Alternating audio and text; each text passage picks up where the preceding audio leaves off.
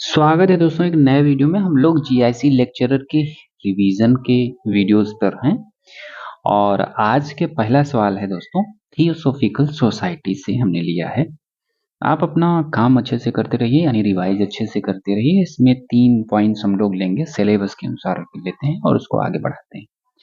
दोस्तों theosophical society की बात कर रहे हैं कि तो ये एक अंतर्राष्ट्रीय आध्यात्मिक संगठन था जिसकी स्थापना दोस्तों होती है 19वीं शताब्दी में के अंत में होती है। और थियोसोफिकल यानी थियोसोफी जो वर्ड है, एक मिनट मैं लिख दे रहा हूं तो समझ आएगा। थियोसोफी आराम से समझेंगे, अगर आपको स्लो लग रहा है तो थोड़ा फास्ट कर लेंगे तो आपको आसानी हो जाएगी। जो थियोस है दोस्तों, इसका मतलब है ईश्वर, ठीक है। और इसमें सोफिया का जो सोफी या सोफिया बोलते हैं, इसमें इसका अर्थ है ज्ञान, यानी ईश्वरीय ज्ञान है, इसका मतलब ही होता है थियोसोफिकल का। और उसकी एक सोसाइटी बना दी।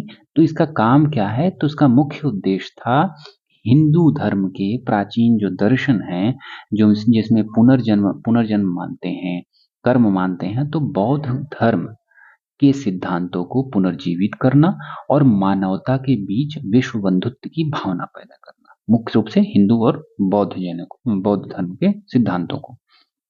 तो अब इसकी स्थापना की बात आती है तो दोस्तों स्थापना 1875 में होती है। कहाँ पे? न्यूयॉर्क में, अमेरिका में होती है। इसके फाउंडर्स की बात करोगे दोस्तों तो दो लोगों का, H P Blavatsky, madam H P Blavatsky जो एक रूसी महिला थी, रसियन थी, और कर्नल एच एस अलकॉट, ये साहब आते हैं और ये अमेरिकी सैन्य अधिकारी थे। इन दोनों का नाम आता है कि इन्होंने इसके फाउंडर थे। और भारत में ये सोसाइटी आती है 1879 में। स्थापना कब होती है? 1875 में।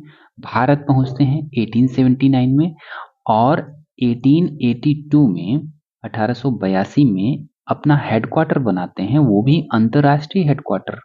तो ये अक्सर पूछा जाता है कि थियोसॉफिकल जो सोसाइटी है उसका मुख्यालय कहाँ पे है। तो ये अड्यार में है। और जो दोस्तों अड्यार है वो है मद्रास, यानी जो वर्तमान चेन्नई है ना, उसका ही पुराना नाम मद्रास था। तो चाहे मद्रास आ जाए चाहे चेन्नई आ जाए, दोनों का मतलब एक ही है। तो हेडक्वार्टर कहाँ हो गया? मद्रास या चेन्नई में। और ये अंतर्राष्ट्रीय मुख्यालय है जो कि बहुत बार पूछा गया है। इससे जुड़ती हैं दोस्तों एनी बेसेंट। एनी बेसेंट के नाते काफी फेमस होता है इंडिया में। और ये इसे थियोसॉफिकल सोसाइटी से 1889 में जुड़ गई थी, वो भी इंग्लैंड में जुड़ी थी। और इसी के द्वारा ये भारत में आती हैं 1893, 1893 में इंडिया आ जाती है। कौन? Annie Besant. और इनसे बहुत सारे सवाल बनते हैं हमारे। तो ये अध्यक्ष बनती हैं क्योंकि जब अर्काट की मृत्यु हो जाती है 1907 में, तो इसके बाद इनको अध्यक्ष बनाया जाता है। तो 1907 में क्या बनती हैं? अध्यक्ष बनती हैं। किसकी? ये थियोसॉफिकल सोसाइटी की। ठीक है। एक चीज की और बनती है दोस्तों, 1907 में तो अध्यक्ष बनती हैं, लेकिन 1917 में आपको याद होगा कि इंडियन नेशनल कांग्रेस की अध्यक्ष बनती हैं, जो कि पहली महिला अध्यक्ष थी। अगर पूछा जाता है सवाल तो भारतीय कांग्रेस की पहली महिला अध्यक्ष कौन थी? तो एनी बेसेंट थी। कब थी? 1917 में। अधिवेशन कौन सा था? कलकत्ता अधिवेशन में। ठीक है, बहुत बार रिपीट हुआ है। आपको ये बताना है वह पहली महिला कौन थी जो भारतीय थी और अध्यक्ष बनी थी। ठीक है। इसके अलावा आगे बात करते हैं कि थियोसॉफिकल सोसाइटी का जो एजुकेशनल इम्पैक्ट था वो कितना रहा, उन्होंने क्या काम किए। तो सबसे इम्पोर्टेंट काम दोस्तों 1898 में, 1898 में एनी बेसेंट ने की थे। एनी बेसेंट ने वाराणसी में एक स्कूल की स्थापना की थी जिसको बोलते हैं CHC, यानी central Hindu college. Central Hindu college, इसकी स्थापना कब होती है? 1898 में। सॉरी, स्कूल बोल दिया था, कॉलेज की स्थापना करते हैं एनी बेसेंट वाराणसी में। और ये जो सीएचसी बनता है यही बाद में आगे चलकर 1916 में सेंट्रल हिंदू कॉलेज यानी ये सेंट्रल हिंदू कॉलेज आगे चलकर मदन मोहन मालवीय के प्रयासों से क्या बनता है, बीएचयू, बनारस हिंदू यूनिवर्सिटी बनती है। ठीक है, ये काम हो गया। और एक काम और, होम रूल लीग आंदोलन। जैसा कि जानते हैं दोस्तों कि 1916 में, जानते हैं इसलिए बोल रहे हैं क्योंकि आप लोग पढ़ रहे होंगे और रिवाइज वीडियो है रिवीजन का, इसलिए डायरेक्ट हम आ जा रहे हैं। 1916 में चला था home rule league. Home rule league क्या था, स्वशासन के लिए। ये इनका उद्देश्य ये था कि भारतीय लोग अपने अंदर ये जगाएं कि हमें भी स्वशासन चाहिए, यानी भारतीयों के पक्ष में था। तो 1916 में इन्होंने चलाया था। एक होम रूल आंदोलन चलता है तिलक के नेतृत्व में, और एक ये चलता है एनी बेसेंट के नेतृत्व में। तिलक वाला चलता है लगभग अप्रैल 1916 के आसपास, जो कि महाराष्ट्र और विदर्भ क्षेत्र में था। और इसके अलावा मद्रास और इधर पूर्वी उत्तरी भारत तक पहुंचता है एनी बेसेंट वाला, जो कि सितंबर 1916 में स्टार्ट किए थे। सोसाइटी के जो मुख्य सिद्धांत थे उनकी बात करें तो यह जो सोसाइटी थी, ये जाति प्रथा, बाल विवाह, छुआछूत, इन सबको समाप्त करने की बात करती थी। यानी सामाजिक जो बुराइयां हैं उनको समाप्त करने की बात करती है, या उनके खिलाफ थी। और पुनर्जन्म और कर्म के सिद्धांत पर बल देते हैं, क्योंकि हिंदू धर्म से जुड़ी हुई थी, इसलिए पुनर्जन्म और कर्म यानी री इनकारनेशन की बात करती है। इन्होंने दुनिया के सभी धर्मों के तुलनात्मक अध्ययन को प्रोत्साहित किया था थियोसॉफिकल सोसाइटी वालों ने। और इसमें सबसे जरूरी याद करने वाली बात यही है दोस्तों कि 1875 में इसकी स्थापना न्यूयॉर्क में होती है, और 1882 में इसका जो मुख्यालय है वो अड्यार में खोला जाता है। ब्लावत्स्की और अल्काट, जो कि जान रहे हैं, ये हैं असली संस्थापक रहे हैं। और एनी बेसेंट ने 1917 में इसके अध्यक्ष पद पर रहे, और सीएससी सेंट्रल हिंदू कॉलेज की स्थापना 1898 में होती है। हमने आपसे एक सवाल पूछा था कि प्रथम भारतीय महिला जो थी वो कौन थी, जो भारतीय राष्ट्रीय कांग्रेस की अध्यक्ष रही थी, तो वो कौन थी। अब 1925 में, अब बता दीजिए कौन थी। 1925 में बनी थी, कानपुर अधिवेशन में बनी थी। ठीक है, तो ये सवाल था हम लोगों का पहला। और अब दूसरे सवाल पे चलते हैं दोस्तों। ये हर्षवर्धन काल से है, और हर्षवर्धन से काफी सवाल आते हैं हम लोगों में। तो ये छठी शताब्दी के पास की बात कर रहे हैं हम लोग, छठी शताब्दी। ठीक है, छठी 7वीं शताब्दी में। तो छठी शताब्दी के जो अंत है, इसमें गुप्त काल का पतन के बाद उत्तर भारत में राजनीतिक विकेंद्रीकरण का दौर आ जाता है। ठीक है, अलग अलग केंद्र बनते हैं। इस समय हरियाणा के थानेश्वर में ये हरियाणा पुष्यभूति वंश, इसी को वर्धन वंश बोलते हैं, वर्धन वंश या पुष्यभूति वंश। ठीक है, इसका उदय होता है। और इसी के जो प्रतापी राजा थे हर्षवर्धन थे। हर्षवर्धन का शासन काल कब से कब होता है, 606 606 से 647 ईस्वी, 647 ईस्वी तक। और हर्ष न केवल बिखरे हुए राज्यों को एकजुट करते हैं, बल्कि कन्नौज को अपनी राजधानी बनाते हैं, और उत्तर भारत में सुदृढ़ प्रशासनिक व्यवस्था की स्थापना करते हैं। ठीक है, और इनके शासनकाल की जानकारी जो दोस्तों वाणभट्ट, जो कि इनके दरबारी कवि थे, उनकी एक पुस्तक है हर्षचरित, उससे मिलती है। और चीनी यात्री वेनसांग की सी यू की, ठीक है, SHE सी यू की एक बुक का नाम है, जिसको वेनसांग ने लिखा था। तो इनके पारिवारिक पृष्ठभूमि की बात करें तो जो पुष्यभूति था, इन्हीं के पुष्यभूति वंश कहलाया इनके नाम पर। और प्रभावशाली जो शासक थे, यानी हर्ष के पिता का नाम क्या था, प्रभाकर वर्धन हर्ष के पिता थे। इन्होंने परम भट्टारक की उपाधि ली और महाराजाधिराज की उपाधि ली। ये तो उपाधि लेते हैं प्रभाकर वर्धन। ठीक है, हर्ष के भाई बहन थे, एक कौन था, तो हर्ष थे, इसके अलावा प्रभाकर वर्धन थे, और एक उनकी बहन थी राजश्री। ठीक, प्रभाकर वर्धन को शशांक मार देता है, उसके बाद हर्षवर्धन शासक बनता है और उसको पराजित करता है। तो राजधानी परिवर्तन की बात जब करेंगे तो हर्ष ने अपनी राजधानी थानेश्वर से कन्नौज लाई। ये थोड़ा सा मैपिंग आप समझने के लिए है, एग्जैक्ट मैपिंग नहीं है, बस समझ लीजिए कि थानेश्वर इधर था, इधर से कन्नौज आए। ठीक है, तो कन्नौज स्थानांतरित करते हैं। ये कई बार पूछा है कि थानेश्वर से कहाँ राजधानी स्थानांतरित की थी हर्ष ने, तो कन्नौज की थी।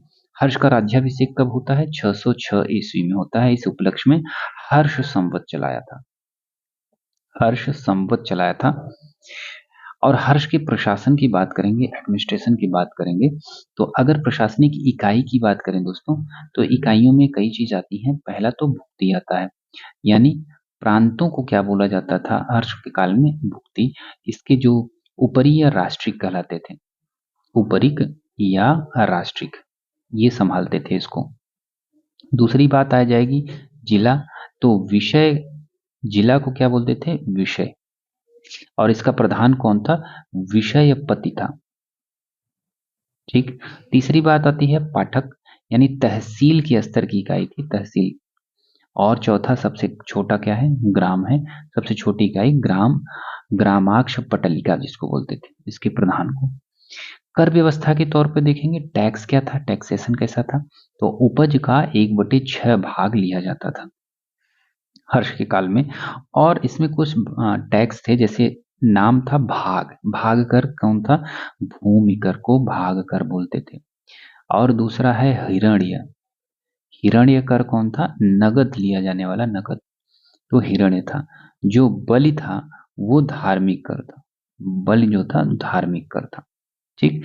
सामंती व्यवस्था की बात करेंगे तो हर्ष ने अधिकारियों को वेतन देने के बदले भूमि अनुदान देना प्रथा बढ़ा, इस प्रथा को बढ़ावा दिया। तो इस सामंती व्यवस्था में यही था कि नगद नहीं देना है, जमीन दे देना है, और उससे टैक्स कलेक्टर जो होगा उससे खुद भी रखना है और राजा को भी देना है। प्रमुख अधिकारियों की बात करेंगे तो एक होता था युद्ध और शांति का मंत्री, जो कि उसको बोलते थे अवंती। ये कई बार आया है कि अवंती कौन सा मंत्री था? युद्ध और शांति का मंत्री था हर्षवर्धन काल में। और हर्ष की सेना का जो महासेनापति था उसको बोलते थे सिंहनाद, सिंहनाद। और अश्वसेना का मुख्य अधिकारी कौन था? कुंतल, अश्वसेना का मुख्य अधिकारी होता था। और हस्ती सेना, हाथी का जो सेना थी, उसका प्रमुख कौन था? स्कंदगुप्त। देखो ये काफी कंफ्यूजिंग है, स्कंदगुप्त था। और प्रधान सचिव कौन होता था? वो भंडी नाम का अधिकारी होता था। धार्मिक और सांस्कृतिक उपलब्धियों की बात करेंगे तो प्रयाग में जैसे आजकल संगम लगता है मेला ना, वैसे ही 5 साल में तभी से शुरुआत हुई थी। उसके बाद से इलाहाबाद में एक आयोजन होता था, वहां से अपना सब कुछ दान देकर आता था। और उसके बाद कन्नौज में भी सभा करता था, और हेनसांग के सम्मान में महायान बौद्ध धर्म के प्रचार के लिए आयोजित की गई थी सभा। हर्ष स्वयं विद्वान था, तो इसने कुछ पुस्तकें लिखी वो जो कि इम्पोर्टेंट है। और इसमें रत्नावली है, रत्नावली है, और प्रियदर्शिका है, और नागानंद है। 3 पुस्तक है, रत्नावली, प्रियदर्शिका, नागानंद। और इसके दरबारी कवि थे दोस्तों, ये काफी इंपॉर्टेंट है क्योंकि बाण भट्ट का नाम अक्सर आ जाता है। बाण भट्ट दरबारी कवि थे, मयूर नाम का कवि थे, और थे मातंग दिवाकर नाम के कवि थे। ठीक है, बाण भट्ट में देख लेते हैं कि हर्षचरित्र और कादम्बरी के लेखक कौन थे? बाण भट्ट थे। एक युद्ध उन्होंने किया था, यानी हर्ष और पुलकेशिन द्वितीय का दोस्तों युद्ध होता है, काफी इंपॉर्टेंट है, जिसमें नर्मदा नदी के तट पर चालुक्य राजा पुलकेशिन द्वितीय ने हर्ष को हरा दिया था, ये हार गया था। इसका साक्ष्य हमको मिलता है ऐहोल अभिलेख से। ठीक। और लास्ट बात यह है कि जो शशांक से संघर्ष होता है, शशांक कहाँ का शासक था? ये बंगाल का शासक था दोस्तों। और हर्ष के भाई राज्यवर्धन की हत्या की थी, उसके बाद हर्ष ने इसको पराजित किया था। ठीक। तो इस तरीके से हमारा वर्धन वंश का कुछ थोड़ा टॉपिक कंप्लीट हो जाता है, जो हमारे सवाल आए हुए हैं। आज के लास्ट सवाल देखते हैं दोस्तों, एडमिनिस्ट्रेशन ऑफ द दिल्ली सल्तनत। हम लोग सिर्फ और सिर्फ सिलेबस के अनुसार चल रहे हैं, उसमें जो पॉइंट्स हैं उसी का डिस्कशन करते हैं। दिल्ली सल्तनत की बात हम लोग करेंगे दोस्तों, जो कि आपको काफी जरूरी हो जाता है। आजकल प्रशासन ज्यादा पूछा जा रहा है, और प्रशासन, क्योंकि पहले राजनीतिक जो इतिहास था वो ज्यादा था कि राजा रानी उनके बेटे, अब प्रशासन पे ज्यादा आ रहा है। कला प्रशासन और स्थापत्य कला, मूर्ति कला, ये सारी चीजें ज्यादा पूछी जा रही हैं। तो ये सेंट्रल जो एडमिनिस्ट्रेशन है दिल्ली का, तो इसमें सारी चीजें हैं जितने हैं सल्तनत सल्तनत में सुल्तान सबसे सुप्रीम होता है, जैसे बादशाह या राजा, तो वैसे ही दिल्ली जो सल्तनत थी, जो वंश था, उसमें सुल्तान सर्वोच्च होता था। दीवानी विजारत जो था, वजीर था, ये सारी चीजें हम लोग इसमें डिस्कस कर लेंगे। अभी हम लोग शुरुआत करते हैं। ठीक है, तो पहले हम राजस्व के जो विभाग थे वो जरूरी जो एग्जाम में आते हैं। पहला ये कि अलाउद्दीन खिलजी। दोस्तों एक बात और कि अलाउद्दीन खिलजी, बलबन और फिरोज शाह तुगलक, ज्यादा 60-70 या 80% सवाल इन्हीं के इर्द गिर्द और इन्हीं के आसपास घूमते हैं। तो आपको इन लोगों को अच्छे से पढ़ के जाना है सल्तनत काल में। ठीक है, तो अलाउद्दीन खिलजी की बात हो रही है, तो इसने एक विभाग की स्थापना की थी, वो क्या था? दीवान ए मुस्तखराज, राजस्व विभाग था मुस्तखराज। ठीक है, ये था राजस्व विभाग। और मोहम्मद बिन तुगलक की बात आ जाती है, जिसको बोलते हैं MBT। इसने एक विभाग की स्थापना की थी जो कि था कृषि से संबंधित, कृषि विभाग, तो उसको बोलते हैं दीवान ए कोही, दीवान ए कोही। और एक बलबन का था, बलबन के शासनकाल में एक सैन्य विभाग बनाया गया था, सैन्य विभाग, और उसको बोलते थे दीवान ए अर्ज। अब इसके बाद तीन प्रमुख रूप से आते हैं जो कि फिरोज शाह तुगलक FST के शासनकाल में है। इनको याद रखना है कि जो फिरोज शाह तुगलक था दोस्तों, वो दासों का बड़ा बहुत शौकीन था। ऐसा माना जाता है कि 1,80,000 तक के दास उसके पास थे। तो उसने दासों के लिए दीवान ए बंदगान बनाया था, एक विभाग, दीवान ए बंदगान। तो किसने बनाया था? फिरोज शाह तुगलक ने। इसके बाद देखेंगे कि दान विभाग एक था, ये किसके लिए था? दासों के लिए, दासों हेतु। और इसके अलावा दूसरा क्या था? दान विभाग की बात की, हाँ, दीवान ए खैरात, दीवान ए खैरात किसके लिए था? दान विभाग था। और एक और इंपॉर्टेंट आ जाता है, पेंशन विभाग था, दीवान ए इस्तिहाक, इस्तिहाक, ये था पेंशन विभाग। तो ये तीन आते हैं प्रमुख रूप से फिरोज शाह तुगलक के काल में। सैन्य विभाग के सैन्य सुधार की बात होती है तो अलाउद्दीन खिलजी की बात सर्वप्रथम आ जाती है, क्योंकि अलाउद्दीन खिलजी ने ही दाग और हुलिया प्रथा की शुरुआत की थी। दाग या हुलिया, दाग या चेहरा प्रथा की शुरुआत की थी। दाग यानी घोड़ों को दाग कर एकदम स्पष्ट किया जाता था कि ये किसका नाम पर घोड़ा है। हुलिया यानी उस घोड़े को चलाने वाले जो सैनिक थे उनके चेहरे को अंकित किया जाता था, ताकि वो घोड़ा बदल के न लाएं, क्योंकि घोड़ा ले आते थे तभी घोड़े के लिए पैसा मिलता था और उनको भी दिया जाता था हाँ ये सैनिक है, ये इसका घोड़ा है। लेकिन कई बार ये होता था घोड़ा ले आए, उधर से घुमा के फिर दोबारा वही घोड़ा ले आए, तो ऐसे कई बार मिसयूज हो जाता था। इसको भ्रष्टाचार को रोकने के लिए ये प्रथा लाई गई थी। नकद वेतन की बात करते हैं, क्योंकि पहले नकद वेतन नहीं दिया जाता था, तो अलाउद्दीन ने शुरू किया कि भाई एकता नहीं दी जाएगी। एकता मतलब जमीन नहीं दी जाएगी जिसपे तुम टैक्स लोगे, तुमको सीधे नकद दिया जाएगा, तुम महीने भर का, साल भर का पैसा ले लो। और फवाजिल जो था, अतिरिक्त फवाजिल क्या था? ये वर्ड जो है अलग से कई बार आया है। फवाजिल क्या होता है? ये होता है अतिरिक्त राजस्व। अतिरिक्त राजस्व क्या होता है कि जैसे मान लो एक खेत में 4 लोग हैं, अपना अनाज उगाए और साल भर खाने के लिए रख लिए, उसके बाद जो बचा अतिरिक्त एक्स्ट्रा, तो उसको फवाजिल कह सकते हैं। और वो जो जमा होता था वो राजस्व मतलब राजा के पास जमा होता था। तो इक्तादारों द्वारा जो सरकारी खजाने में जमा किया जाने वाला था, जो अतिरिक्त राजस्व था, उसको फवाजिल बोला जाता था। ठीक है, प्रशासनिक इकाइयों की बात हो रही है तो उसमें कुछ शब्द आते हैं, जैसे इक्ता। दोस्तों इक्ता क्या था? तो ये प्रांत था। ठीक है, प्रांत, इसका प्रमुख जो होता था वो मुक्ति या वली होता था। इसके प्रमुख को क्या बोलते थे? मुक्ति या वली। और इसके अलावा शिक होता था। शिक यानी जिला, जिले को, जैसे आज का जिला है ना, वैसे उस टाइम को सिख बोलते थे। जैसे आज का प्रदेश है वैसे उसको इक्ता बोलते थे। तो ये जो सिख था, इसके प्रमुख को क्या बोलते हैं? सिकदार। इसके अलावा परगना था। परगना क्या था? तहसील। इसके प्रमुख को क्या बोलते हैं? आमिल। ठीक है, आमिल बोलते थे। और जो लास्ट में था ग्राम, सबसे छोटी इकाई थी, और इसके प्रमुख को क्या बोलते थे? मुकद्दम या चौधरी। मुकद्दम या चौधरी। और राजस्व कर की बात करें, रेवेन्यू और टैक्सेस की बात करें, तो कुछ प्रमुख टैक्स हैं दोस्तों। एक देखो, मुसलमानों से लिया जाने वाला और हिंदुओं से लिए जाने वाला। इसमें समझने वाली बात है कि देखो, गैर मुसलमानों से लिया जाने वाला यानी हिंदुओं से लिए जाने वाला जो लगान कर था, वो कौन सा था, यानी भूमि कर को लगान बोलते हैं, वो था खराज।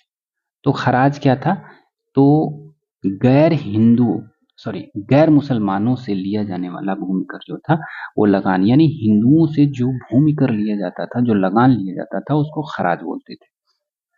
ठीक है, लेकिन अगर मुसलमानों से वही भूमि कर लिया जाता था तो उसको क्या बोलते थे, उश्र बोलते थे। ठीक, और मुसलमानों से जो धार्मिक कर लिया जाता था उसको जकात बोलते थे।